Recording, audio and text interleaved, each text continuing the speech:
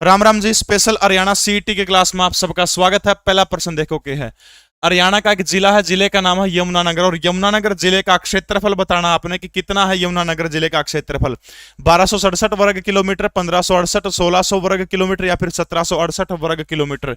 हरियाणा का यमुनानगर जो जिला जो है, यमुना नदी के कारण इस जिले का नाम जो है पड़ता है।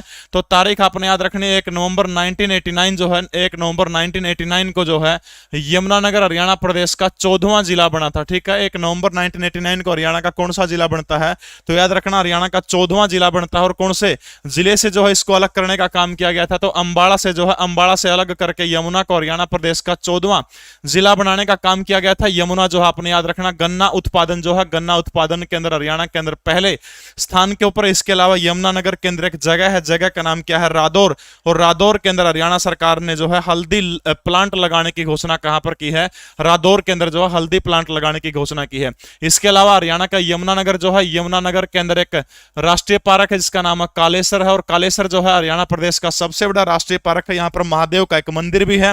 इस 8 दिसंबर 2003 को जिसकी क्या हुई थी, कालेसर की स्थापना हुई थी। यमुना नदी इसी कालेसर के जंगलों से हरियाणा प्रदेश के अंदर क्या करती है, प्रवेश करने का काम करती है। इसके अलावा हरियाणा का वो जिला जहां पर गोला बारूद बनता हो, तो आपने याद रखना गोला बारूद हरियाणा के कौन से जिले के अंदर बनता है, तो यमुनानगर के अंदर क्या बनता है, गोला बारूद बनता है। इसके अलावा जो है रुद्राक्ष नाम की वाटिका जो कड़ा पड़ा है यमुनानगर के अंदर है। इसके अलावा आदि बद्री नाम की वाटिका जो है वो भी कड़ा है।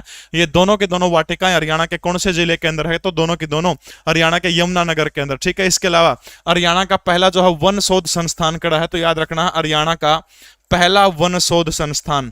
तो वन शोध संस्थान जो है याद रखना हरियाणा का ये कहां पर खुलेगा, तो हरियाणा का जो यमुनानगर जो है, यमुनानगर के अंदर हरियाणा प्रदेश का पहला क्या खुलेगा, तो वन शोध संस्थान जो है हरियाणा का यमुनानगर के अंदर खुलेगा। ठीक है, तो महत्वपूर्ण बात आपने एक चीज ये याद रखनी है, और वो ये है कि क्षेत्रफल जो है याद रखना 1768, 1768 वर्ग किलोमीटर है।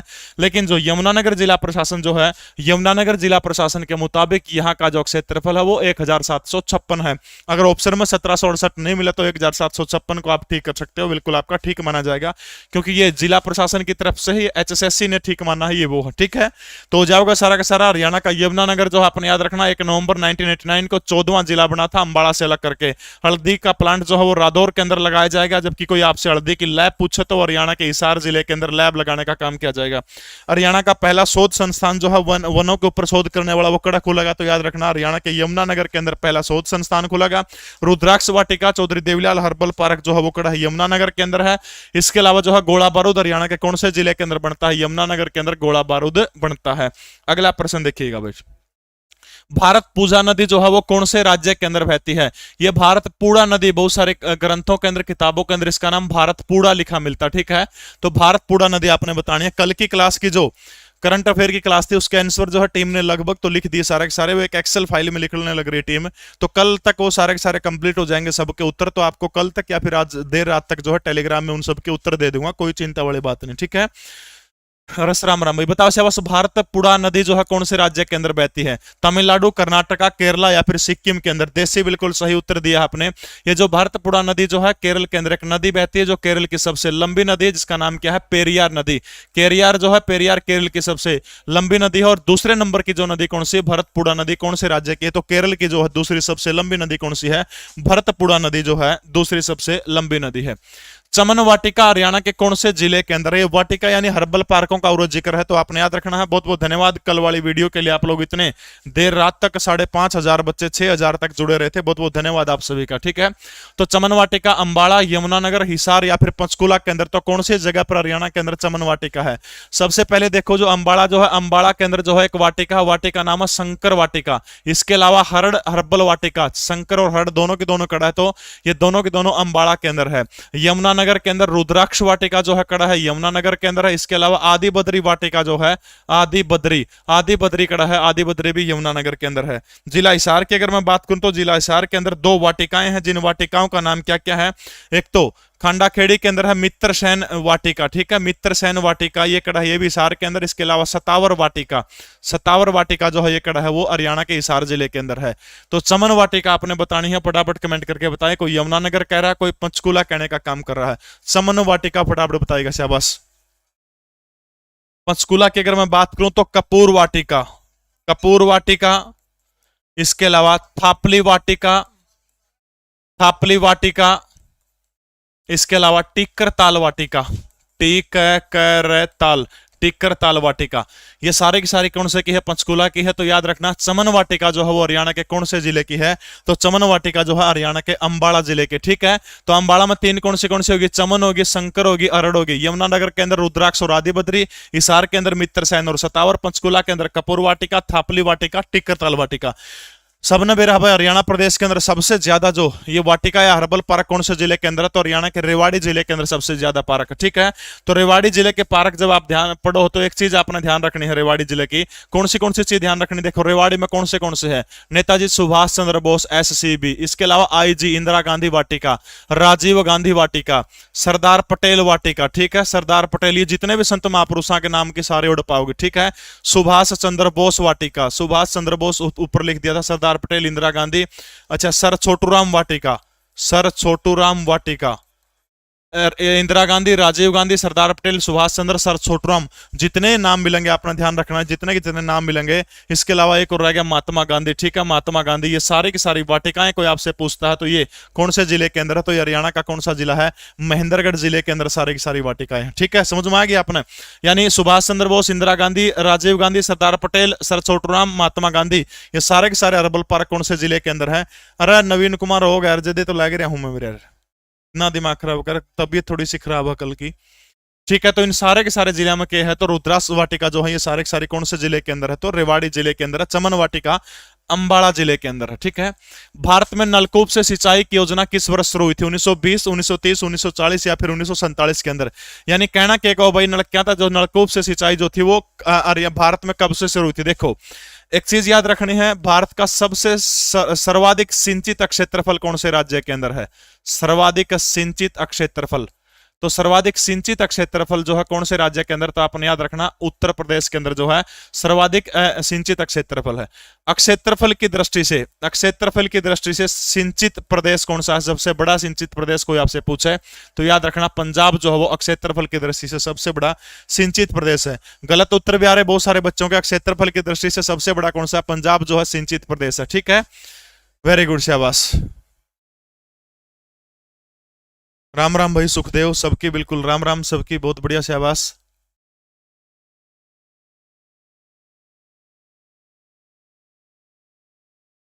तालाब में तालाब जो है, तालाब के द्वारा सर्वाधिक सिंचाई हरियाणा भारत में करी जाओ तो तालाब के थ्रू सबसे ज्यादा सिंचाई हरियाणा भारत के अंदर करी जाओ तो याद रखना है महाराष्ट्र जो है, आंध्र प्रदेश, सॉरी आंध्र प्रदेश के अंदर तालाब की सबसे ज्यादा वो करी जाओ, ठीक है।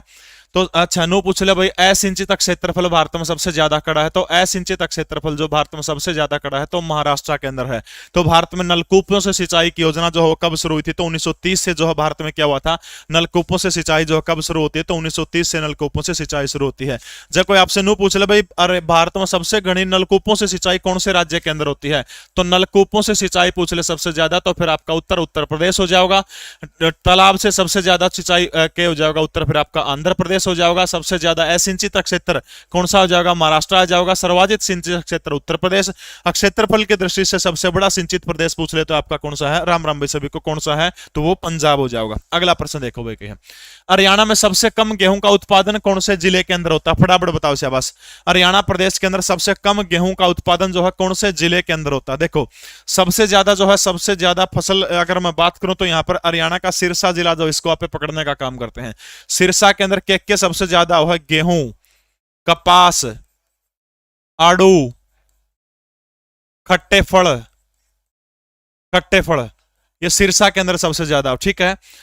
अगर मैं बात करूं कपास की तो HSSC के अकॉर्डिंग हरियाणा का झज्जर ऐसा जिला जिसके अंदर कपास नहीं होती है, ठीक है।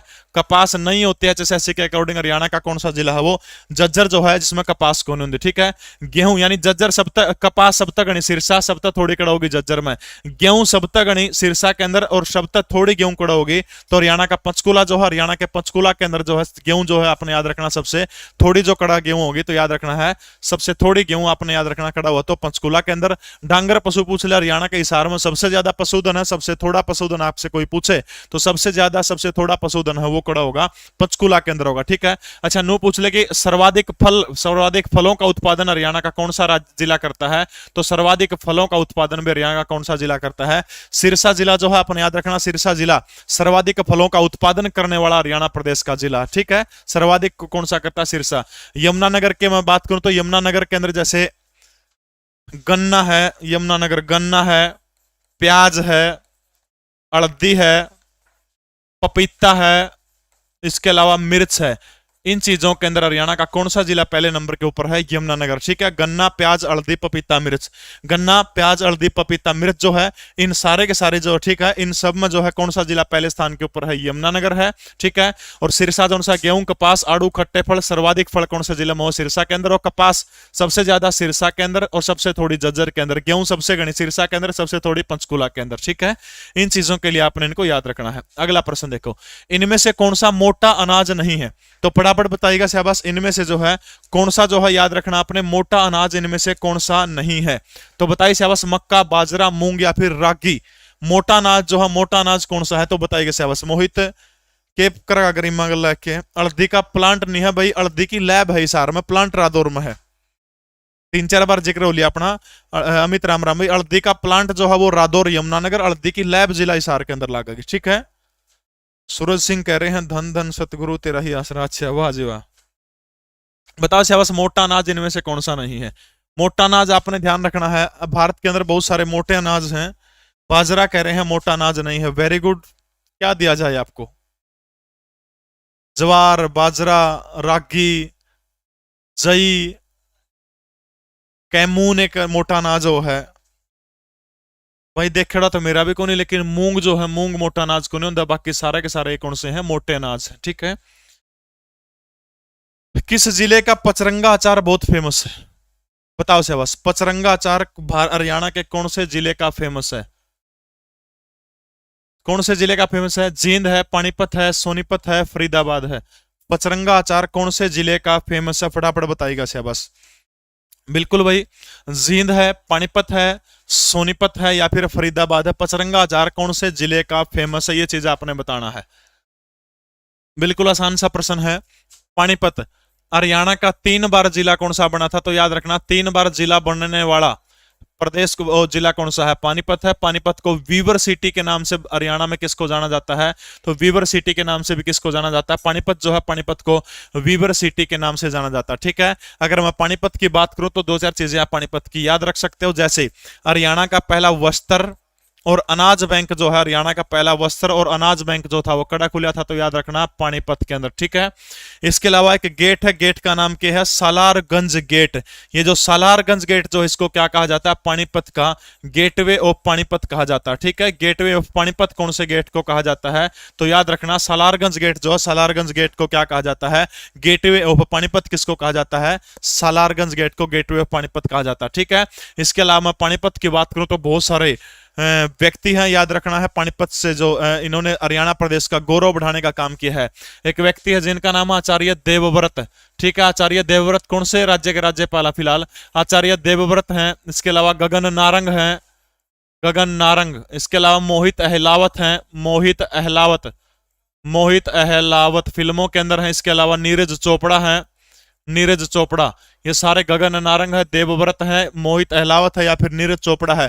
ये सारे के सारे जो इनका संबंध हरियाणा के कौन से जिले से है, तो हरियाणा का जो पानीपत जिला जो इससे सबका संबंध, ठीक है। खादी का पुरोधा किसको कहा जाता है, तो खादी का पुरोधा किसको कहा जाता है, महेश दत्त जो है, महेश दत्त को क्या कहा जाता है, खादी का पुरोधा। इनका संबंध भी हरियाणा के कौन से जिले से है, पानीपत जिले से है। पानीपत जिले के अंदर एक संग्रहालय जिसको आध्यात्मिक संग्रहालय कहा जाता है, ठीक है। यानी हरियाणा का जो आध्यात्मिक संग्रहालय जो है, आध्यात्मिक संग्रहालय कहां पर, तो याद रखना पानीपत के अंदर आध्यात्मिक संग्रहालय है। देश के संग्रहालयों का मुख्यालय किसको कहा जाता है, तो याद रखना जींद जिले को देश के संग्रहालयों का मुख्यालय कहा जाता है। हरियाणा प्रदेश का सबसे प्राचीन संग्रहालय ओमानंद सरस्वती संग्रहालय 1959 के अंदर बना हुआ झज्जर जिले के अंदर सबसे पुराना है, ठीक है। ये चीज याद रखना है, समालखा से है वो, ठीक है। आचार्य देवव्रत, इसके अलावा गगन नारंग, मोहित अहलावत, नीरज चोपड़ा, महेश दत्त, इनका संबंध कैसे है, तो इनका संबंध पानीपत से है। पचरंगा अचार के लिए पानीपत फेमस है, 3 बार जिला बना था, वीवर सिटी, हैंडलूम सिटी गणे नाम है। वस्त्र बैंक और अनाज बैंक पानीपत के अंदर। सलारगंज गेटवे ऑफ पानीपत कहा जाता है। आध्यात्मिक संग्रहालय पूछा जाओ तो आपसे करा तो पानीपत के अंदर आध्यात्मिक संग्रहालय है, ठीक है। सबसे अधिक गन्ने का उत्पादन भारत के कौन से राज्य के अंदर होता है, फटाफट बताइएगा शाबाश। सबसे अधिक जो है गन्ने का उत्पादन जो है, मैं बहुत बढ़िया हूं, ठीक हूं, शाबाश। सबसे अधिक गन्ने का उत्पादन पूछ रखा है कि भारत के कौन से राज्य के अंदर जो है सर्वाधिक गन्ने का उत्पादन होता है। उत्तर प्रदेश, बिहार, तमिलनाडु या फिर कर्नाटका के अंदर। देखो अगर नो पूछे कि भारत का सबसे बड़ा चीनी उत्पादक राज्य कौन सा है, भारत का सबसे बड़ा चीनी उत्पादक राज्य कोई आपसे पूछता तो फिर उत्तर आपका बदल के क्या हो जाएगा, महाराष्ट्र हो जाएगा। दुनिया में सबसे ज्यादा गन्ना जो है वो कड़ा हुआ, याद रखना, ब्राजील के अंदर होता है। ब्राजील का पहला नंबर है। और गन्ना उत्पादन में पूरी दुनिया में भारत का नंबर कौन सा है, भारत का नंबर दूसरा है। तो सर्वाधिक गन्ना भारत के अंदर कौन से राज्य के अंदर होता है, उत्तर प्रदेश के अंदर। लेकिन चीनी के उत्पादन में पूछा भारत का कौन सा राज्य फर्स्ट नंबर पर, चीनी में ये हो जाएगा महाराष्ट्र हो जाएगा, गन्ना में उत्तर प्रदेश, चीनी में महाराष्ट्र, ठीक है। आम, केला, इनमें भी कौन सा है तो यूपी सबसे आगे, ठीक है। चीनी में महाराष्ट्र, इसके अलावा जो है गन्ने में उत्तर प्रदेश। आरनोली का टिला जो है वो हरियाणा के कौन से जिले के अंदर है, फटाफट बताइए शाबाश। आरनोली का किला जो है टिला वो हरियाणा के कौन से जिले के अंदर है, आरनोली का किला, फटाफट बताइएगा शाबाश। वो जिला करनाल है, वो जिला कैथल है, वो जिला पंचकुला है या फिर वो जिला जींद है, ठीक है। तो फटाफट कमेंट करके बताइएगा। तब तक मैं हरियाणा के कैथल के बारे में दो चार बातें लिख सकता हूं। इसको कपिस्थल कहा जाता है, ठीक है। इसके अलावा वानरों का वास कहा जाता है, ठीक है। वानरों का वास जो है किसको कहा जाता है, कैथल को वानरों का वास कहा जाता है। इसके अलावा नवग्रह कुंडों के कारण इसको क्या कहा जाता है, छोटी काशी जो है नवग्रह कुंडों के कारण कहा जाता है। ये जो नवग्रह कुंड जो है इनका निर्माण किसके द्वारा करवाया गया था, तो याद रखना पांडुपुत्र युधिष्ठिर के द्वारा नवग्रह कुंडों का निर्माण करवाया गया था 1987 में। ताऊ देवीलाल ने इनको क्या किया था, जनता के लिए खोलने का काम, जनता को देखने के लिए इनका काम किया गया था, ठीक है।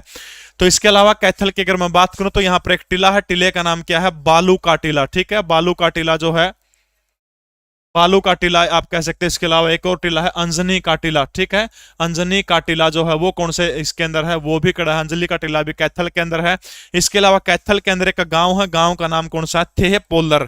और ये जो थेह पोलर गांव है यहाँ पर लंका नरेश रावण का बचपन बीता था। और उसी थेह पोलर गांव से कुषाण शासक जो है वासुदेव, इसके अलावा जो है वासुदेव और योद्धे गणराज्य जो है, योद्धे गणराज्य और वासुदेव के क्या यहाँ पर प्राप्त हुए थे, तो आपने याद रखने हैं सिक्के प्राप्त हुए थे। इसी थे पोलर गांव के अंदर लंका नरेश रावण का क्या बीता था, बचपन बीता था, ठीक है।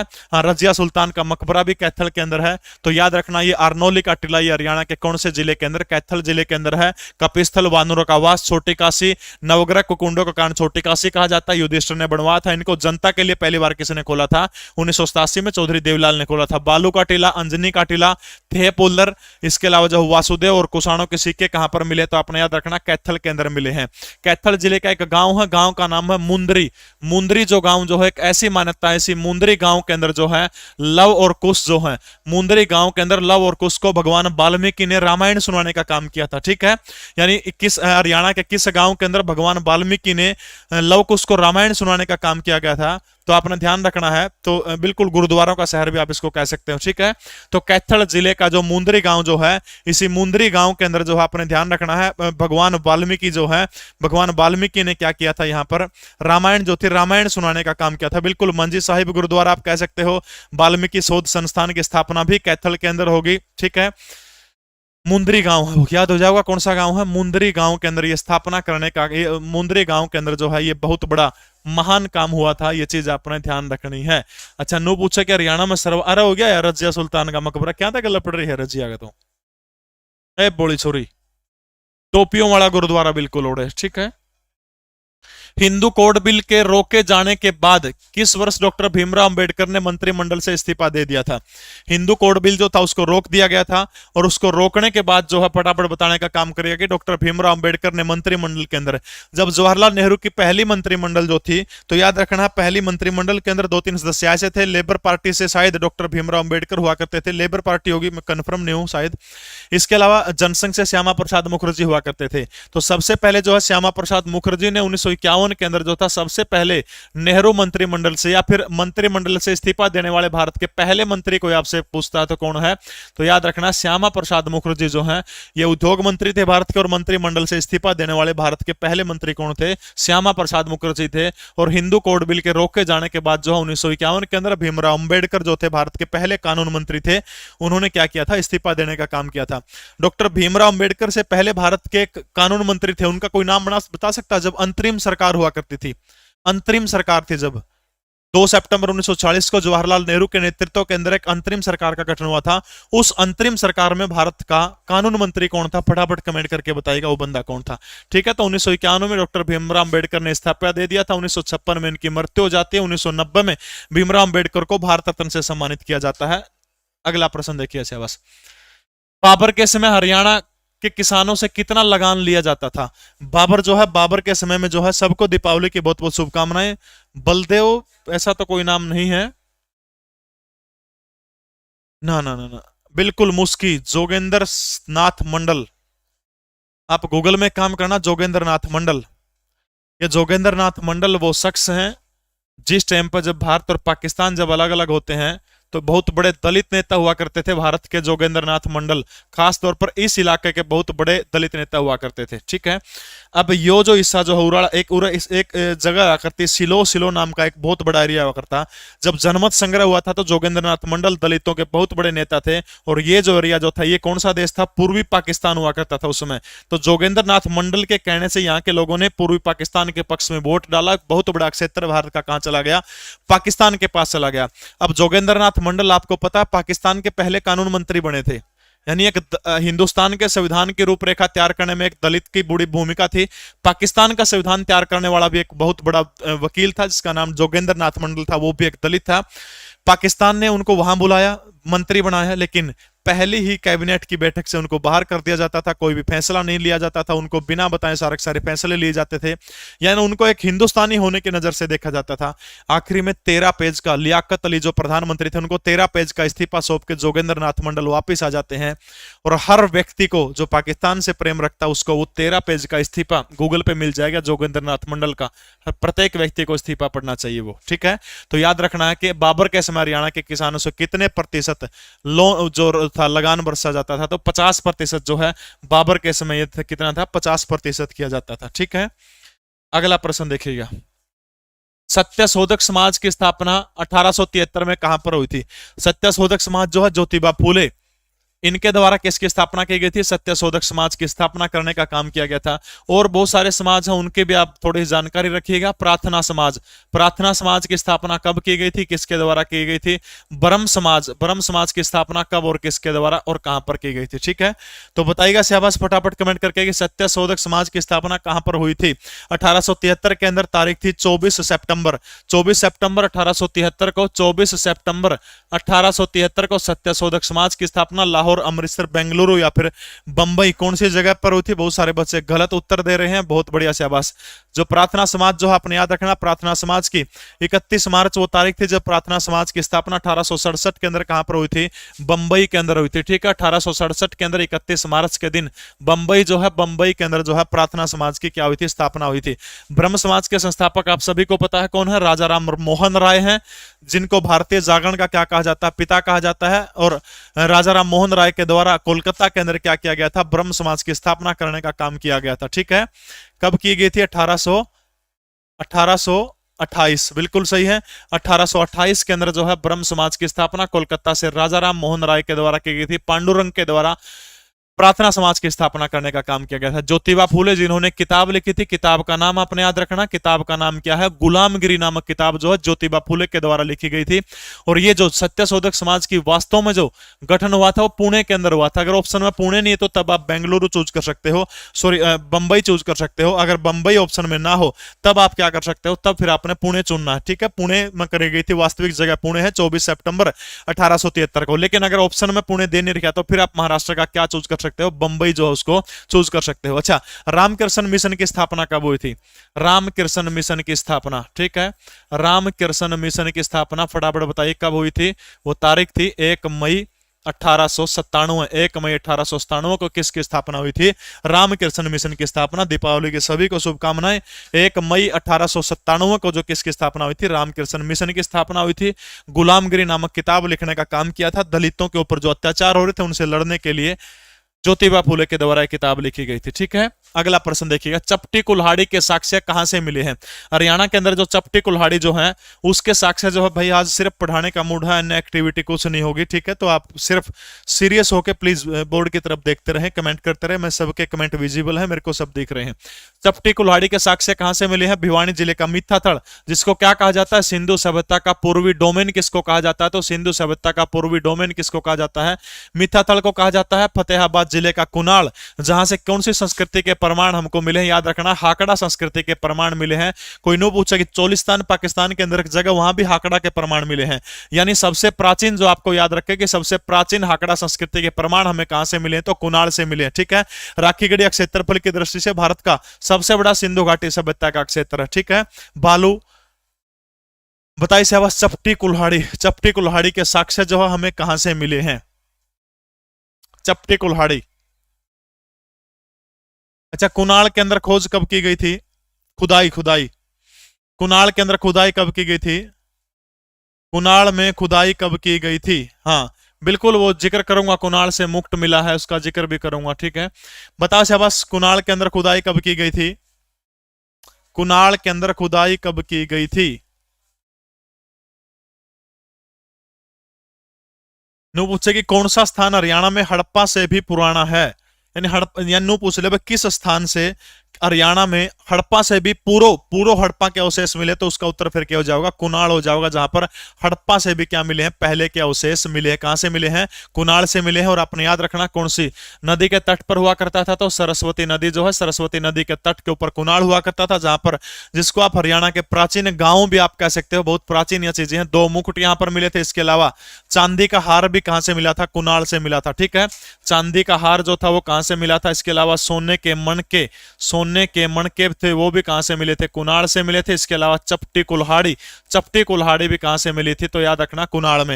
मैंने एक प्रश्न पूछा था कि कुणाल में पहली बार खुदाई किसके द्वारा और कब की गई थी? तो फटाफट कमेंट करके मुझे बताने का काम करिएगा कि पहली बार कुणाल के अंदर जो खुदाई कब की गई थी। ठीक है, इसके अलावा मिथ्याथल की अगर मैं बात करूं तो मिथ्याथल के अंदर जो है, आपने याद रखना, मिट्टी की चूड़ियां जो है वो कहां से मिली है? मिथ्याथल, जिला भिवानी, जिसको सिंधु घाटी सभ्यता का क्या कहा जाता है?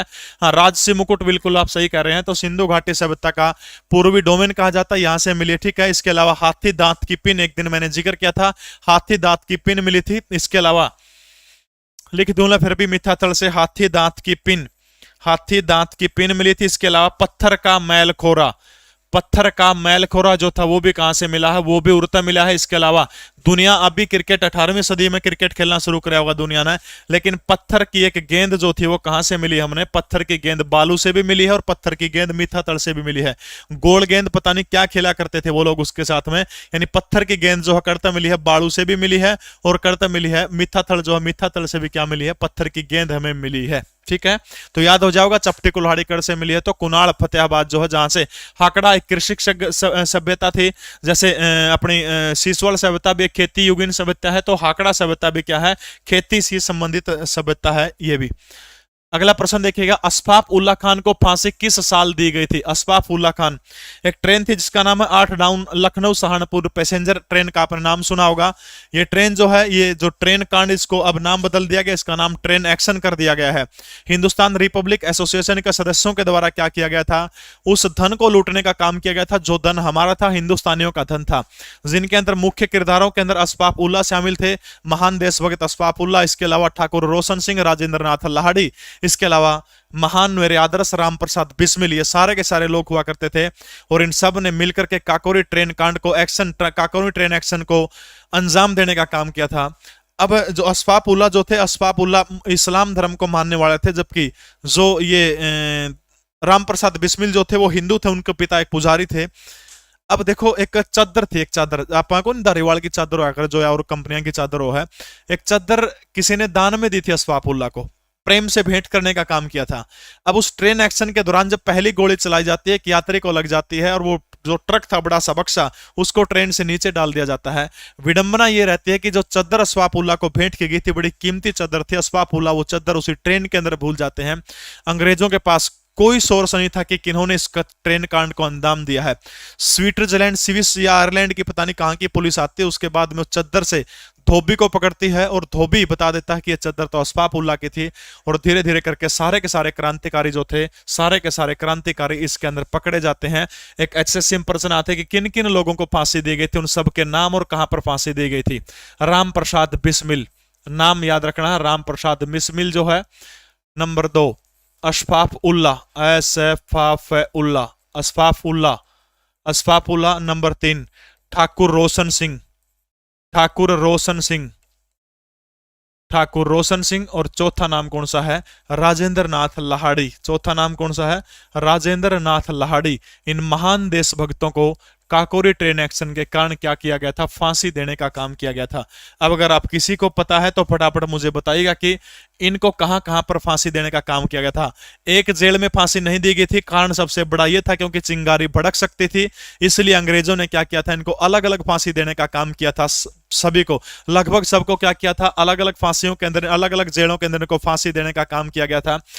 मुझे याद आता है इनको फांसी देने का काम किया गया था 19 दिसंबर को। 19 दिसंबर 1927 का वो मनहूस दिन था, 19 दिसंबर 1927, जब इन महान देशभक्तों को फांसी देने का काम किया गया। फांसी से एक दिन पहले देखिए, देखिए आज इसको एक तरह से याद करिएगा, मैं एक चीज याद दिलाने की आपको कोशिश करूंगा। राम प्रसाद बिस्मिल हिंदू हैं और उत्तर प्रदेश में हिंदुओं का केंद्र ऊं तो अयोध्या है, लेकिन आजकल केंद्र, सत्ता का केंद्र कौन सा बन रहा है? गोरखपुर बन रहा है, थोड़ा मठ है। तो इसलिए रामप्रसाद बिस्मिल को फांसी, हिंदू थे, कहां पर दी गई? गोरखपुर के अंदर। अस्फाकुल्लाह इस्लाम को मानने वाले थे और इस्लाम से जुड़ा हुआ एक नाम है उत्तर प्रदेश के अंदर, कोई बता सकता है कहां पर? फैजाबाद। फैजाबाद के अंदर फांसी दी गई थी। ठीक है, अस्फाकुल्लाह फैजाबाद, इस तरह से आराम से याद करवा दूंगा। अब फैजाबाद और उत्तर प्रदेश का जो गोरखपुर जो है, फांसी से 2-3 दिन पहले एक मुलाकात होती है अस्फाकुल्लाह के बीच में और रामप्रसाद बिस्मिल के बीच में। अस्फाकुल्लाह की आंखों में आंसू आ जाते हैं। रामप्रसाद बिस्मिल पूछते हैं कि क्या मौत से डर गए हो अस्फाकुल्लाह? बहुत गहरे मित्र थे। तब अस्फाकुल्लाह कहता है कि मैं मौत से नहीं डर रहा बिस्मिल, मैं इस्लाम को मानता हूं, आप हिंदू धर्म, सनातन धर्म को मानते हो। आप जब मरोगे तो आपकी अंतिम इच्छा क्या होगी कि दोबारा से मैं इसी हिंदुस्तान की मां भारती के ऊपर, इसी देश की धरती के ऊपर मैं दोबारा से जन्म लूं और इसी मां भारती की दोबारा से सेवा करूं, क्योंकि सनातन धर्म में पुनर्जीवन का बहुत बड़ा उल्लेख किया गया है। लेकिन कहता मैं इस्लाम को मानता हूं और इस्लाम में पुनर्जन्म की कोई भी व्याख्या नहीं है। और अस्फाकुल्लाह कहते हैं कि जब मैं जन्नत में जाऊंगा तो अल्लाह से एक बात जरूर पूछूंगा कि यदि इस्लाम के अंदर कोई पुनर्जन्म का कोई नियम हो तो पुनर्जन्म का नियम मुझे दे दीजिए, क्योंकि मुझे मां भारती की सेवा करनी है जा करके। कितने गजब के व्यक्तित्व के धनी थे दोनों के दोनों। रामप्रसाद बिस्मिल को गोरखपुर जेल के अंदर 19 दिसंबर को फांसी देने का काम किया गया था। अस्फाकुल्लाह को जो है उत्तर प्रदेश की फैजाबाद जेल जो है, फैजाबाद जेल के अंदर फांसी देने का काम किया गया था। ठाकुर रोशन सिंह को भी इन्हीं के साथ में फांसी देने का काम किया गया था। लेकिन ठाकुर रोशन सिंह के आपने ध्यान रखना है, इनको फांसी जो थी वो कहां पर दी गई थी? इलाहाबाद जेल के अंदर जो थी इनको फांसी देने का काम किया गया था, इलाहाबाद जेल के अंदर। राजेंद्र नाथ लाहाड़ी जो है, राजेंद्र नाथ लाहाड़ी को 2 दिन पहले फांसी दी गई थी। 17 दिसंबर 1927 को राजेंद्र नाथ लाहाड़ी को फांसी दी गई थी। और वो जेल कौन से? उत्तर प्रदेश की गोंडा जेल के अंदर जो थी राजेंद्र नाथ लाहाड़ी को फांसी देने का काम किया गया था। यह आजादी यूं ही नहीं मिली साहब, न ही चरखे से आजादी आई है साहब। यदि चरखे से आजादी आई होती तो इन महान लोगों का बलिदान यूं ही व्यर्थ नहीं जाता। रामप्रसाद बिस्मिल नूला वकील करने की जरूरत को नहीं, मैं आप पे वकील हूं, मैं लड़ लूंगा। एकला एक केस लड़न लग गया, जज के भी पंखे पैर दिए, जज के भी बोले करता सीख क्या था ना, बोला किताब पढ़ पढ़ के सीख क्या है। तब अंग्रेजों ने एक नियम दिया था, बोला कोई भी अपराधी अपना मुकदमा खुद नहीं लड़ सकता। शायद आज भी वो नियम लागू हो हिंदुस्तान के अंदर। वकील दिया और उस वकील ने केस हराया। प्रो को ने उसका था। इन महान क्रांतिकारियों को नमन करता हूं। तो याद रखना इन तीनों को 19 दिसंबर 1927 को, रामप्रसाद बिस्मिल को गोरखपुर, अस्फाकुल्लाह फैजाबाद, ठाकुर रोशन सिंह इलाहाबाद, राजेंद्र नाथ लाहाड़ी को गोंडा जेल के अंदर 1927 19 दिसंबर की वो मनहूस तारीख थी जब इनको क्या किया गया था? फांसी देने का काम किया गया था। दो भट्टियों के साक्ष्य कहां पर मिले हैं? दो भट्टी जो है, इन भट्टियों के साक्ष्य फटाफट बताने का काम करिएगा कि हरियाणा प्रदेश के अंदर भट्टियों के साक्ष्य जो है वो कहां से मिले हैं। सबसे पहला सिंधु घाटी सभ्यता का पूर्वी डोमेन जब इसको कहते हैं। भिवानी जिले का गांव कौन सा है? तो भिवानी जिले का मीठाथल गांव है, जहां से क्या क्या मिला है? मिट्टी की चूड़ियां मिली हैं, उसके हाथी दांत के क्या मिले हैं? पिन मिले। इसके अलावा पत्थर की मैलखोरा मिला है, पत्थर की गेंद मिली है। ये सारी की सारी चीजें आपने ध्यान रखना कहां से मिली है, तो ये मीठाथल जो है मीठाथल से मिली है। ठीक है। कुणाल सिंधु घाटी सभ्यता का, सिंधु घाटी सभ्यता से पहले इसका गांव है। हाकड़ा सभ्यता का सबसे बड़ा गांव, सबसे पुराना साक्ष्य कहां पर मिला है? कुणाल के अंदर मिला। ठीक है। दो मुकुट मिले हैं, चांदी का हार यहां से मिला है कुणाल से, सोने के मोती मिले। इसके अलावा चपटी कुल्हाड़ी जिसका जिक्र आज हम कर चुके हैं, वो भी कहां से मिला है? कुणाल से मिला है।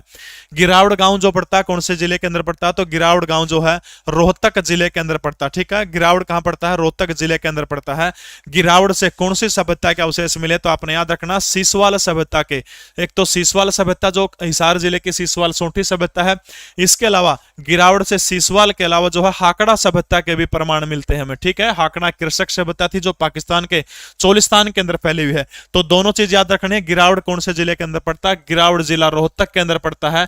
और रोहतक जिले के अंदर कौन से दो अवशेष, शायद जहां तक अगर मैं गलत नहीं हूं तो ये जो गिरावड़ गांव जो है शायद एकमात्र ऐसी जगह जहां पर सीसवाल और दूसरी हाकड़ा सभ्यता के प्रमाण मिले हो। वो जगह कौन सी है? वो रोहतक जिले का कौन सा है? गिरावड़ है। और यहां पर खुदाई का काम जो है कब किया गया था? 2006-2007 के अंदर जो है यहां पर खुदाई का काम किया गया था। किसके नेतृत्व के अंदर? विवेक दांगी के नेतृत्व के अंदर। यहां पर 2006-2007 के अंदर जो है विवेक दांगी के नेतृत्व के अंदर जो है यहां पर क्या की गई थी? खुदाई की गई थी। और उरे के मिला तो आपने याद रखना यहां पर गिरावड़ के अंदर जो है मर्द भांड पकाने की, ठीक है, मर्द भांड जो है मर्द भांड पकाने की कितनी भट्टियां मिली हैं? तो याद रखना मर्द भांड पकाने की दो भट्टियां जो है कहां से मिली है? तो रोहतक जिले का जो गिरावड़ जो है, रोहतक जिले के गिरावड़ से क्या मिली है?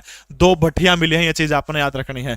बालू गांव जो है, बालू गांव से डॉक्टर सूरजभान जो है, सूरजभान के नेतृत्व में बालू गांव के अंदर खुदाई हुई थी। यहां से दो पहिए मिले हैं। इसके अलावा गेंद मिली है, पत्थर की गेंद जो थी वो बालू से भी मिली है। हो जाओगा। अगला प्रश्न देखिएगा शाबाश। बिना ताज का बादशाह किस व्यक्ति को कहा जाता है? फटाफट कमेंट करके बताइएगा शाबाश कि बिना ताज का बादशाह जो है किस बंदे को कहा जाता है? ईश्वर चंद्र बंदोपाध्याय, या फिर इनको ईश्वर चंद्र विद्यासागर कह सकते हैं, गोपाल देशमुख, या फिर श्रीमती महादेवी वर्मा, या फिर सुरेंद्र नाथ बनर्जी। तो फटाफट बताइएगा कि बिना ताज का बादशाह किस व्यक्ति को कहा जाता है? ईश्वर चंद्र विद्यासागर की बात करूं तो इन्होंने क्या किया था? विधवा पुनर्विवाह जो था इसके अंदर बड़ी भूमिका निभाने का काम किया गया था। विधवा पुनर्विवाह, ठीक है। हिंदुस्तान के अंदर जो है विधवा का पुनर्विवाह नहीं किया जाता था। और ये जो विधवा पुनर्विवाह जो था ईश्वर चंद्र बंदोपाध्याय या फिर ईश्वर चंद्र विद्यासागर की ही देन है, क्योंकि ईश्वर चंद्र विद्यासागर ने अपने बेटे जो थे, अपने बेटे का एक विधवा के साथ में विवाह करवा के काम किया था। ठीक है। और वो व्यक्ति कौन है जिसको बिना ताज का बादशाह कहा जाता है? सुरेंद्र नाथ बनर्जी है जिनको बिना ताज का बादशाह कहा जाता है। सबसे महत्वपूर्ण चीज हम राष्ट्रपिता महात्मा गांधी को कहते हैं, लेकिन राष्ट्रपिता जो है, पानी दे थोड़ा, राष्ट्रपिता किसको कहा जाता है? तो राष्ट्रपिता जो है महात्मा गांधी को कहा जाता है। लेकिन कोई आपसे प्रश्न पूछे कि राष्ट्रगुरु किसको कहा जाता है, तो याद रखना राष्ट्रगुरु किसको कहा जाता है? तो सुरेंद्र नाथ बनर्जी जो है इनको राष्ट्रगुरु कहा जाता है। आप सबको याद होगा कि 1905 के अंदर जब बंगाल का विभाजन किया गया था, उसके बाद स्वदेशी आंदोलन चला गया था। इस आंदोलन के दौरान बड़े अगवा अग्रणी थे, अग्रणी के अंदर शामिल थे। उसके बाद में जो है सुरेंद्र नाथ बनर्जी को क्या कहा जाता है? बिना ताज का बादशाह कहा जाता है, बिना ताज का। मानेडू हरियाणा के कौन से जिले के अंदर? फटाफट बताइएगा शाबाश। सिसवाल सभ्यता हिसार जिले में ही है बेटा, बताओ शाबाश। मानेडू कौन से जिले के अंदर है? चरखी दादरी, भिवानी, महेंद्रगढ़, रेवाड़ी। अरे बता दो। सिसवाल सभ्यता के साक्ष्य साइल मेरा सीसवाल गांव आदमपुर में जब बाई इलेक्शन होने लग रहा है उस हल्का का गांव है, जिला हिसार में ही शामिल है अंकल जी, है बोले छोरे। मानेडू कड़ा का गांव है, भिवानी जिले का गांव है। मानेडू दारेडू सारे के सारे गांव। द्वितीय विश्व युद्ध जर्मनी के किस आक्रमण के साथ में शुरू हुआ था? यानी जो दूसरा विश्व युद्ध जो था, जो जर्मनी के किस आक्रमण के कारण जो था द्वितीय विश्व युद्ध शुरू होता है। यानी जर्मनी ने पूछ रखा कि दूसरे विश्व युद्ध के अंदर किसके ऊपर अटैक करने का काम किया गया था।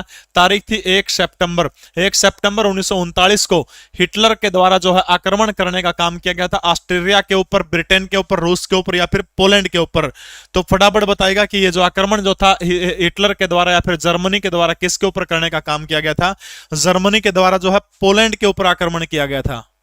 बिल्कुल सही है, जर्मनी के द्वारा जो है पोलैंड के ऊपर आक्रमण किया गया था। और 1 सितंबर 1939 को जो है द्वितीय विश्व युद्ध आधिकारिक रूप से शुरू होता है और 2 सितंबर 1945 को जो है ये युद्ध क्या हो जाता है? खत्म हो जाता है। जिक्र करांगे इनको ऊपर बड़े आराम से, टिकाई तो देसी तरीका समझाऊंगा एक दिन कदे, ठीक है। तो 1 सितंबर 1939 आपने याद रखना है कि पोलैंड के ऊपर जब जर्मनी के द्वारा हिटलर के ऊपर आक्रमण किया था तो इसकी क्या मानी जाती है? आधिकारिक शुरुआत मानी जाती है। सैयद रोशन अली शाह की दरगाह हरियाणा के कौन से जिले के अंदर है? सैयद रोशन अली जो है, फटाफट बताइए शहबाज। सैयद रोशन अली जो है, रोशन अली की दरगाह जो है वो हरियाणा के किस जिले के अंदर ये दरगाह है? जींद के अंदर है, पानीपत के अंदर है, सोनीपत के अंदर है, या फिर हरियाणा का फरीदाबाद जिले के अंदर जो है ये दरगाह है? फटाफट बताने का काम करेगा शहबाज। दरगाहों का जिक्र करूं तो लगभग सबसे ज्यादा दरगाह जो है कौन से जिले के अंदर है? तो लगभग दरगाह सबने बेरा है देसी पानीपत, बिल्कुल सही है। तो पानीपत जो है, पानीपत के अंदर जो है सर्वाधिक दरगाहें लगभग मिलेगी आपको, जैसे गोस अली की दरगाह, ठीक है, गोस अली की दरगाह जो है वो याद रखना आपने कड़ा है, पानीपत के अंदर है गोस अली की दरगाह। इसके अलावा हाली की दरगाह भी पानीपत के अंदर है। इसके अलावा मैं बात करूं तो बू अली कलंदर शाह, ये इंपॉर्टेंट दरगाह है, बू अली कलंदर शाह। शायद मैंने एक दिन और पहले जिक्र किया था। पूरी दुनिया के अंदर 2.5 कलंदर है। कितने हैं? 2.5 कलंदर है पूरी दुनिया के अंदर। एक हमारे पानीपत जिले के अंदर कलंदर है, दूसरा एक पाकिस्तान के अंदर, तीसरा एक ईरान इराक के अंदर एक कलंदर है, वो लेडीज है, वो आप है। तो इसलिए जो है पूरी दुनिया के अंदर 2.5 कलंदर है, 2.5 में से एक हरियाणा सोनीपत के अंदर, ठीक है। तो याद रखना आपने गोस अली की, हाली की, बू अली कलंदर शाह। कितने कलंदर है? याद रखना 2.5 कलंदर है, 2.5 में से एक जो है कड़ा। इसलिए लगभग 20-21 देशों के लोग जो हैं, जो अगर अपने लिए अयोध्या या फिर काशी ये जो पूजनीय है, इसी तरह से बाहर के लोगों के लिए 2.5 कलंदर पूजनीय है। इसलिए वो लोग यहाँ पर आकर के क्या करते हैं? अपनी पूजा अर्चना इबादत करने का काम करते हैं, ठीक है। शेख जलालुद्दीन की दरगाह हरियाणा के कौन से जिले के अंदर है? शेख जलालुद्दीन तो जलालुद्दीन जो है, दलालुद्दीन की दरगाह भी हरियाणा के कौन से जिले के अंदर है? तो पानीपत जिले के अंदर। दूसरी चीज, एक प्रश्न बताओ मैंने कि हरियाणा की ऐसी कौन सी दरगाह है जिसके ऊपर ताले लगाने से मनोकामना पूरी होती है? जिसका ताला बंद करने से, जिसको ताला लगाने से मनोकामना पूरी होती है, वो दरगाह कौन सी है? फटाफट कमेंट करके बताइएगा। तो सैयद रोशन अली की दरगाह कड़ा है, तो हरियाणा के पानीपत के अंदर जो है सैयद रोशन अली की दरगाह है, ठीक है। आकाश फॉर लाइफ अंतरिक्ष सम्मेलन कहां पर आयोजित किया गया? आकाश फॉर लाइफ जो अंतरिक्ष सम्मेलन है वो कहां पर आयोजित किया गया? उस दरगाह का नाम पूछा मैंने, उस दरगाह का नाम बताइए कि जिस दरगाह के ऊपर ताले लगाने से मन्नत पूरी होती है, उस दरगाह का नाम, ठीक है। साहिल, मैंने जो गिरावड़ गांव जो है, गिरावड़ गांव में सीसवाल सभ्यता के प्रमाण मिले हैं। जैसे रंगमहल संस्कृति घग्गर नदी के किनारे राजस्थान में है और रंगमहल संस्कृति के प्रमाण हरियाणा के सिरसा जिले के अंदर भी मिले। मैंने वो बात बताई, अलग अलग सौदा है। तो आकाश फॉर लाइफ अंतरिक्ष सम्मेलन जो अंतरिक्ष का जिक्र आ गया, तो विज्ञान मंत्रालय है जो पृथ्वी और विज्ञान मंत्रालय, उसके द्वारा इसको आयोजित करने का काम किया गया था। डॉक्टर जितेंद्र सिंह जो है, आपने याद रखना है, डॉक्टर जितेंद्र सिंह भारत के क्या है? विज्ञान मंत्री हैं। पीडीएफ के आंसर की मोहन दे दूंगा, चिंता ना करा, ठीक है। तो ये कहां पर किया गया? याद रखना है देहरादून जो है, देहरादून के अंदर जो है इसका क्या किया गया था? आयोजन करने का काम किया गया था। पृथ्वी और विज्ञान मंत्री भारत के कौन है? तो डॉक्टर जितेंद्र सिंह भारत के पृथ्वी और विज्ञान मंत्री हैं। हरियाणा के विज्ञान और तकनीकी मंत्री कौन है? फटाफट कमेंट करके बताओ सब। कलंदर कोई पीर फकीर हो सकता है, मुझे ज्यादा जानकारी इनके बारे में नहीं है। आप कह सकते हो कि कोई जैसे संत पीर फकीर, इनका इस्लाम का कोई ऐसा हो सकता है, मुझे इसके बारे में ज्यादा जानकारी नहीं, मैंने कहीं से पढ़ा था, ठीक है। तो देहरादून के अंदर है ये।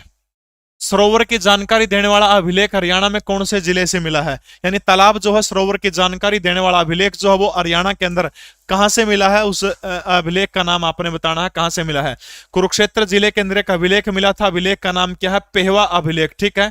और जो पेहवा अभिलेख जो है, पेहवा अभिलेख के ऊपर तारीख कितनी नोट की गई है? तो 905 ईस्वी का अभिलेख जो है कुरुक्षेत्र के पेहवा के अंदर जो है, बिल्कुल 9 गजा पीर उत्तर गलत है।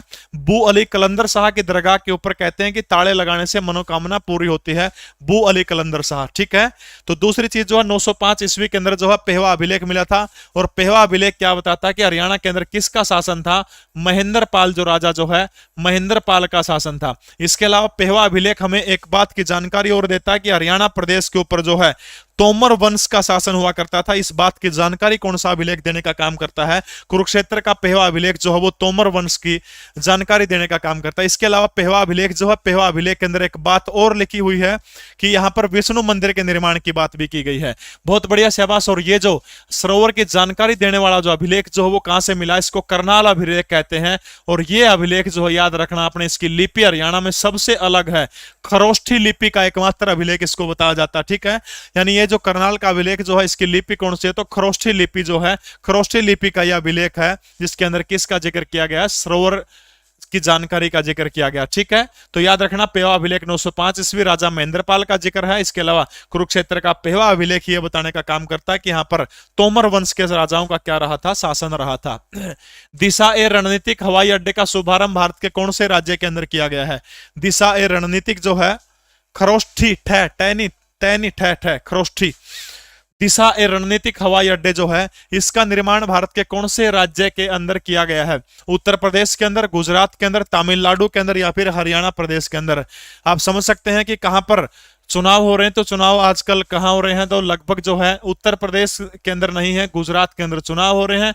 तो दिशा रणनीतिक हवाई अड्डे का शुभारंभ जो है वो कहां पर किया गया है, तो बिल्कुल आपको पता है क्योंकि पाकिस्तान से सीमा लगती है, तो इसलिए जो है गुजरात के अंदर जो है दिशा रणनीतिक हवाई अड्डे का शुभारंभ हाल ही में करने का काम किया गया है।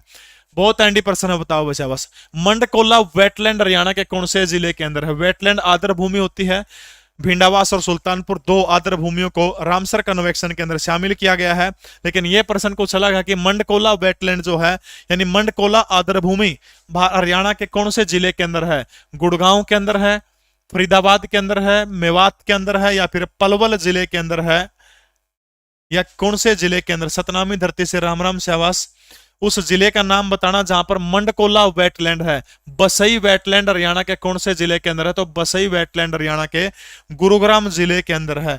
बहुत बढ़िया, शाबाश। जो प्रश्न का सही उत्तर देगा पहले जल्दी जल्दी नाम लिखो उसका, नवीन कुमार। बहुत बढ़िया, शाबाश भाई, बहुत बढ़िया नवीन कुमार। देखो ना, दे गया एक बच्चा उत्तर, तो कौन था वो भगत, मनीष लांबा, बिल्कुल सही है बेटा तेरा उत्तर भी। अजय कुमार ने भी सही उत्तर दिया है, गिन्नी शिवाच ने भी सही उत्तर दिया है भाई। इसके अलावा राहुल HR तिराणुवाले तने भी ठीक उत्तर दिया है बेटा, शाबाश। तो कड़ा है, याद रखना आपने। हरियाणा का वो कौन सा जिला है, मंडकोला एक गांव है, छोटा सा वेटलैंड है। तो मंडकोला गांव कौन से जिले का, पलवल जिले का गांव है, यानी मंडकोला वेटलैंड हरियाणा के कौन से जिले के अंदर है। तो मंडकोला वेटलैंड जो हरियाणा का जिला कौन सा है, कोई आपसे पूछे तो कौन सा जिला है मंडकोला वेटलैंड का, पलवल जिले के अंदर है। बसई कड़ा पड़ा है, गुड़गांव के अंदर पड़ा है। ठीक है, PDF GK प्रवीण उड़ान यूट्यूब टेलीग्राम चैनल के अंदर कल वाले के उत्तर भी दे दूंगा, आज वाले की PDF वीडियो पहुंचा दूंगा, चिंता ना करियो, टेंशन ना लियो। ठीक है, देखो वैसे बस 5वें खेलो इंडिया यूथ गेम जो है ये किस राज्य के अंदर आयोजित करने, कहां पर किए जाएंगे, 5वें खेलो इंडिया यूथ गेम। तो आप सभी को पता है चौथे खेलो इंडिया यूथ गेमों का आयोजन कौन से प्रदेश के अंदर हुआ था, जो हमारा हरियाणा प्रदेश जो है, हरियाणा प्रदेश के अंदर जो है चौथे खेलो इंडिया यूथ गेम जो है इनका शुभारंभ कहां पर हुआ था, चौथे का कहां पर हुआ था, हरियाणा के अंदर हुआ था। ठीक है, यह आपने ध्यान रखना है। दूसरी महत्वपूर्ण बात, कड़ा आयोजन किया गया था दाऊ देवीलाल पंचकुला के स्टेडियम के अंदर। केंद्रीय खेल मंत्री जिसका नाम क्या, अनुराग ठाकुर जो थे यहां पर आए थे और उन्होंने घोषणा करने का काम किया था इन खेलों का। शुभंकर आपने यह ध्यान रखना है, जया और विजया। शुभंकर कौन से हैं, जया और विजया जो है ये खेलो इंडिया के अंदर क्या है, ये शुभंकर है। कौन से, जया और विजया। जबकि हरियाणा की तरफ से शुभंकर कोई आपसे पूछो तो वो कौन सा है, धाकड़ शुभंकर जो है वो किसकी तरफ से था, हरियाणा की तरफ से था। हरियाणा के जो खिलाड़ी जो है उनको सोने वाले को 1 लाख, चांदी वाले को 60,000, इसके अलावा कांस्य पदक वाले को कितने, दोगुनी राशि कर दी है, 1,60,000, इसके अलावा 40,000 रुपए देने का काम किया जाएगा। पहले नंबर के ऊपर हरियाणा प्रदेश 52 स्वर्ण पदक जीतने का काम किया, 39 चांदी के पदक जीते थे, इसके अलावा 46 जो थे कांस्य पदक जीतने का काम किया था। नंबर 2 के ऊपर महाराष्ट्र रहा था, महाराष्ट्र ने बिल्कुल सीधा सीधा हिसाब कर दिया भाई, 45 40 40 महाराष्ट्र का था, 45 40 40। तीसरे नंबर के ऊपर राज्य था कर्नाटका, कर्नाटका ने 22 17 और 28, 22 17 और 28 तीसरे नंबर के ऊपर रहा था। बस एक पर्सन आपने खेलो इंडिया यूथ गेम अच्छी तरह से पढ़ लिया बड़े अच्छे तरीके से। ठीक है, 137 पदकों के साथ जीता है। कुल कितने नेशनल रिकॉर्ड बने थे खेलो इंडिया यूथ गेम में? कुल नेशनल रिकॉर्ड की संख्या कितनी है? खेलो इंडिया यूथ गेम में नेशनल रिकॉर्ड की संख्या कितनी है? 12 रिकॉर्ड बने हैं नेशनल रिकॉर्ड खेलो इंडिया यूथ गेम में। ठीक है, कितने रिकॉर्ड बने हैं? 12। इनमें से हरियाणा की एक ऐसी लड़की है जिसने 12 में से 8 नेशनल रिकॉर्ड सिर्फ एक ही लड़की के हैं। उस लड़की का नाम मुझे फटाफट बताइएगा। वह छोरी कौन सी है जिसने 12 में से 12 नेशनल रिकॉर्ड बने खेलो इंडिया यूथ गेम में? उन 12 मत हरियाणा प्रदेश की एक ऐसी बेटी है जिसने 8 नेशनल रिकॉर्ड बनाने का काम किया खेलो इंडिया यूथ गेम में। 12 ओके, बिल्कुल सही है। 12 में से 8 एक के छोरी ने बनाए हैं। उस छोरी का नाम बताना क्या था? 12 में से 12 सही है। 29 नहीं आएगा, विकास लंबा गलत है। 29 हुड्डा नहीं है, 29 हुड्डा नहीं है। लगाओ अनुमान, शाबाश। 29 गलत है बेटा, मैं कहने लग रहा हूं 29 को नहीं। इसका मतलब आप दीपिका भी नहीं है। महादेवी गोयत गलत है। नैन्सी नहीं है। दीपिका पादुकोण लिखा एक जना। वाह वाह मेरे चांद। अंशु गलत है। विनेश फोगाट तकड़ा खेल ली, इन खेला मैं। मनु बाकर ना, अंशु मलिक ना, काजल ना, प्रिया मलिक ना, हिमा दास हरियाणा की ना ना ना ना ना ना, गलत गलत गलत गलत गलत गलत गलत गलत, सबके गलत। और मारो तुक्का से बस। मार्टिना देवी। मार्टिना देवी अकेली इस लड़की ने 8 नेशनल रिकॉर्ड बनाने का काम किया इन खेलों के अंदर। इब चेप देंगे सारे, मार्टिना मार्टिना मार्टिना, इब चेप देंगे। सपना चौधरी लिखा है जना। वाह मेरे शाबाश, वाह। जिंदगी छोरी सपना बनन में कुछ नहीं। उसने देख के कहना को नाचना था, कहते तुम सोचती हो सपना जुगर में नाच लूंगी। यहाँ देख छोरी तो जुगर पे कुकर नाचेंगे डीजे पे। वो जुगर माछरा में मैच को नाचा कर दी, मैच से लड़े बस। नूनू को देख रहा, नूनू वो सिस्टम हो रहा है जमा। ए बोली छोरी। मार्टिना देवी 8 मेडल जीतने का काम किया है। हल्दी का सर्वाधिक उत्पादन हरियाणा के कौन से जिले के अंदर होता है? हल्दी का सर्वाधिक उत्पादन हरियाणा के कौन से जिले के अंदर होता है? अंबाला, यमुनानगर, हिसार या फिर पंचकुला के अंदर? बताइए शाबाश। हल्दी का सर्वाधिक, बस सही पे हो जा रहा है। हल्दी का सर्वाधिक उत्पादन हरियाणा के कौन से जिले में होता है? अंबाला, यमुनानगर, हिसार या फिर पंचकुला के अंदर? हल्दी का सर्वाधिक उत्पादन हरियाणा के कौन से जिले के अंदर होता है? बहुत बढ़िया, शाबाश। वो जिला कौन सा है? तो वो जिला यमुनानगर है। हल्दी यार के हल्दी, पपीता, मिर्च, ये सारे की सारी जो है हल्दी पपीता मिर्च, ये सारे की सारी कहां पर होती हैं?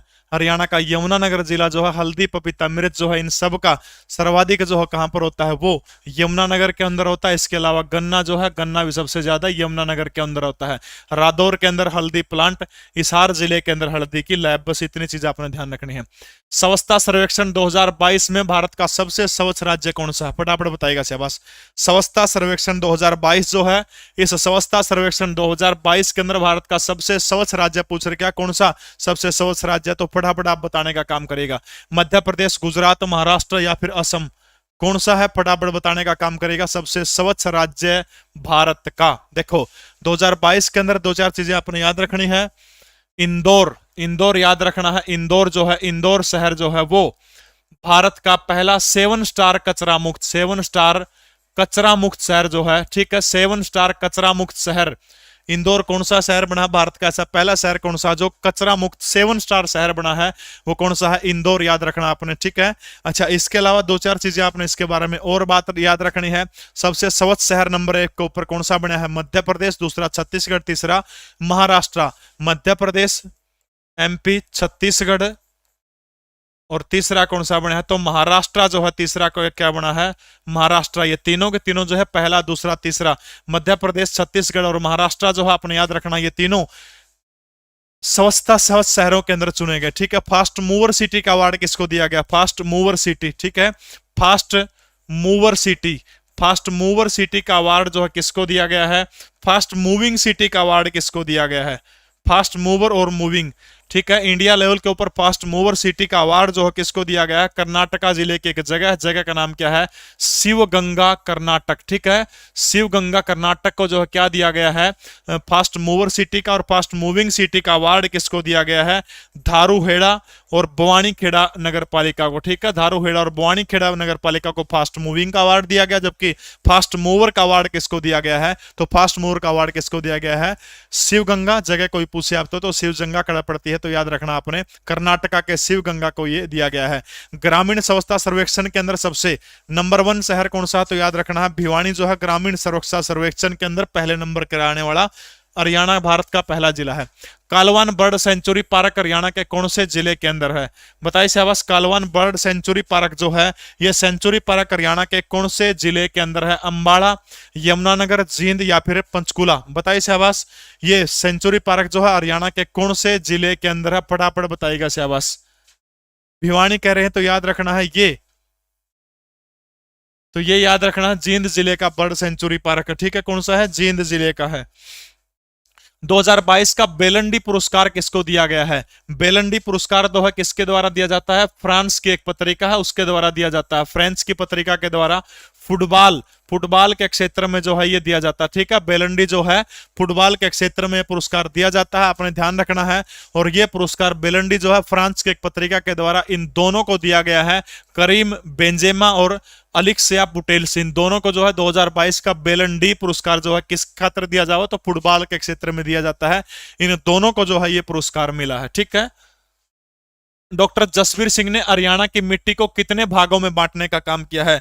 जो डॉक्टर जसवीर सिंह जो है उन्होंने याद रखना है हरियाणा प्रदेश की आकृति जो है, हरियाणा प्रदेश को जो है भौगोलिक रूप से, हरियाणा प्रदेश की आकृति को, या फिर ये पूछा कि हरियाणा प्रदेश को भौगोलिक रूप से डॉक्टर जसवीर सिंह के द्वारा कितने भागों में बांटने का काम किया गया है, तो आपने याद रखना है 8 भागों में हरियाणा प्रदेश को भौगोलिक रूप से डॉक्टर जसवीर सिंह के द्वारा मापने का काम किया गया है। मोहित गुप्ता बिल्कुल सही कह रहे हैं, डॉक्टर जसवीर सिंह ने हरियाणा प्रदेश की मिट्टियों को कितने भागों में बांटने का काम किया, तो फटाफट आप मुझे बता सकते हैं। सबसे ज्यादा हरियाणा प्रदेश के अंदर मिट्टी कोई आपसे पूछता है तो सर्वाधिक मिट्टी हरियाणा प्रदेश की कौन सी है, तो पीली मिट्टी जो है हरियाणा प्रदेश की है। भौगोलिक क्षेत्रों में 8 में बांटा है। हरियाणा की माटी को कितने भागों में बांटने का काम किया है, 6 भागों में।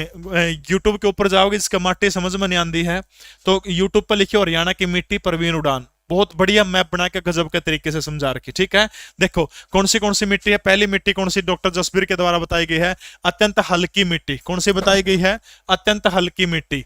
नंबर 1 है अत्यंत हल्की मिट्टी, अत्यंत हल्की मिट्टी। ये जो मिट्टी जो है बिल्कुल जैसे बालू रेता जो राजस्थान से सीमा टच करा उसके अंदर पाई जाओ है। नंबर 2 कौन सी मिट्टी है, हल्की मिट्टी। कौन सी मिट्टी है, हल्की मिट्टी। नंबर 3 कौन सी मिट्टी है, भारी मिट्टी। नंबर 3 कौन सी मिट्टी है, भारी मिट्टी। तीसरे नंबर पर कौन सी है, भारी मिट्टी। और बताओ कौन सी रहेगी,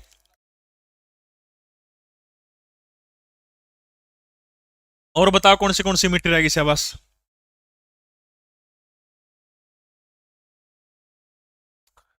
मध्यम मिट्टी रहेगी, मध्यम मिट्टी। नो को नहीं कहना अपना आप तक कौन कहना, डॉक्टर जसवीर का अकॉर्डिंग बताने लग रहा हूं मैं। भारी, हल्की, अत्यंत हल्की, सामान्य, भारी और गिरिपति या फिर शिवालिक की क्या होगी। 5वीं कौन सी है, सामान्य भारी मिट्टी, सामान्य भारी मिट्टी। और एक शिवालिक की जो गिरिपति ऊपर वाली मिट्टी है वो होगी। ठीक है, तो याद रखना 6 मिट्टी जो है डॉक्टर जसवीर के अनुसार हरियाणा की मिट्टियों को कितने भागों में बांटने का काम किया है, तो 6 भागों में जो है हरियाणा प्रदेश की मिट्टियों को बांटने का काम किया गया है। एशिया के सबसे बड़े कंप्रेस्ड बायोगैस प्लांट का उद्घाटन भारत के किस राज्य में किया गया है। ये जो बायोगैस प्लांट जो है बहुत बड़ा प्लांट है, रसौली उसका एक भाग है बेटा, रसौली जो उसका एक भाग है। मिट्टियां की वीडियो देख लिया सारी समझ में आ जाएगी, कड़ियां बटकन की अंडन की जरूरत कौन तो ना। ठीक है, बताओ शहबाज, दोमट भी उसका एक पार्ट है, ठीक है। तो बताओ शहबाज, एशिया जो है, एशिया के सबसे बड़ा बायोगैस प्लांट जिसमें क्या बनेगा, पराली से क्या किया जाएगा, बिजली बनाने का काम किया जाएगा। और ये जो प्लांट जो है सबसे बड़ा प्लांट है एशिया का, जिसमें पराली से क्या किया जाएगा, पराली से जो है बिजली बनाने का काम किया जाएगा। बहुत बढ़िया। हरियाणा जो कह रहे हैं अपने राज्य से कितना प्रेम करते हैं ऐसे बच्चे, बधाई के पात्र हैं। किसके सहयोग से लगेगा ये हरियाणा प्रदेश के अंदर, देखो शाबाश, ये लगेगा मूणक में। और मूणक कहां पड़ता है, पंजाब के अंदर पड़ता है, और जर्मनी के सहयोग से लगा है, ठीक है। जर्मनी के सहयोग से पंजाब के मूणक जो है, पंजाब के मूणक के अंदर जो है क्या लगेगा, तो ये सबसे बड़ा बायोगैस प्लांट लगेगा। आज दिवाली की शुभकामनाएं देता हूं। आज के लिए इतना ही, हम क्लास को यहीं पे स्टॉप कर रहे हैं, तबीयत थोड़ी सी खराब है, बाहर पटाखे बज रहे हैं, मैंने सोचा बच्चों के साथ में इतना काम किया जाए थोड़ा सा। तो आप सभी का बहुत बहुत धन्यवाद जुड़ने के लिए। कल फिर मिलते हैं 8 बजे, या छुट्टी करा कल की, ठीक है। जो भी होगा टेलीग्राम चैनल के अंदर आप जुड़ते रहेगा, क्लास होगी तो उसमें लिंक मिल जाएगा, नहीं होगी तो मैं बता दूंगा, ठीक है। जीके प्रवीण उड़ान टेलीग्राम चैनल है, यू निशान है, देख लियो लिख दियो, ठीक है। लेनी होगी तो क्लास में बता दूंगा, कमेंट कर दियो नीचे इसका अपलोड होने के बाद। जब ज्यादा मात्रा में कहोगे तो ले लूंगा, थोड़े पाओगे तो टाल कर दूंगा, ठीक है। तो यो जीके प्रवीण उड़ान टेलीग्राम इस तरह जुड़ दियो, जैसे मेरी क्लास कई बार नहीं हो तो उस पर मैं सारी इन्फॉर्मेशन दे दूं कि मैं कौन लगता तारा, ठीक है। जुड़ जाओगे। तो आज के लिए इतना ही। जय हिंद, जय श्री राम, भारत माता की जय। सभी को दीपावली की शुभकामनाएं। भगवान श्री राम आपकी मनोकामना पूरी करें। इन्हीं शब्दों के साथ बहुत बहुत धन्यवाद। जय हिंद, भारत माता की जय।